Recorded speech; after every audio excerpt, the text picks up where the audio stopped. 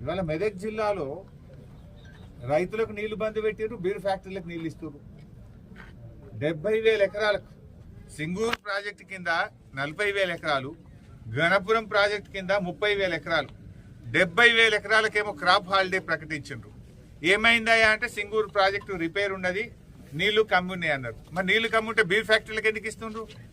Beer ఫ్యాక్టరీలకు నీళ్లు ఇవ్వడానికి మాత్రం నీళ్లు ఉంటాయి, మా యాసంగి పంటకు రైతుకు నీళ్లు ఉన్నాయా? అంటే ఎవరు మీ ప్రాధాన్యత?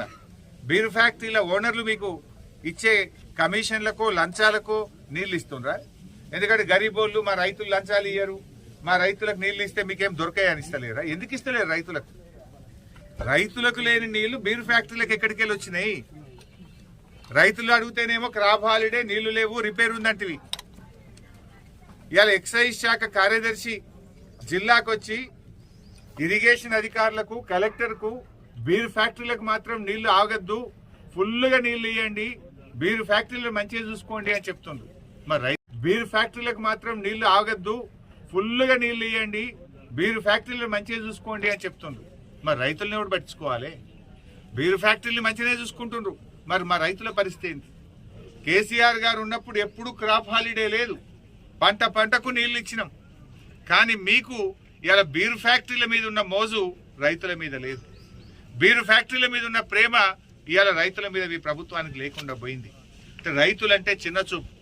రైతులకు ఎరువులు దొరికాయి, రైతులకు బోనస్ పైసలు పడాయి, రైతులకు రైతు భరోసా రాదు, రైతులకు బీరు ఫ్యాక్టరీలకు నీళ్ళు ఇచ్చి రైతుల పంటలు ఎండబెడతారు. ఇదేనా రైతుల మీద మీకున్న ప్రేమ?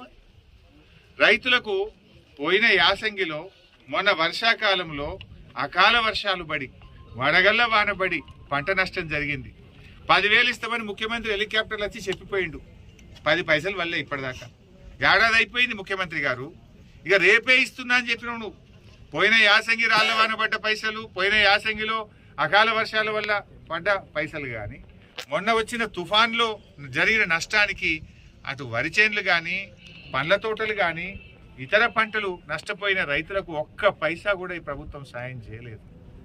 మీరు బడా కాంట్రాక్టర్లకు బిల్లులు ఇస్తున్నారు, కమిషన్లు వచ్చే కాడ పైసలు రిలీజ్ చేస్తున్నారు. రైతులంటేనే మీకు ఎందుకు అంత మొండి చేయి చూపుతున్నారు?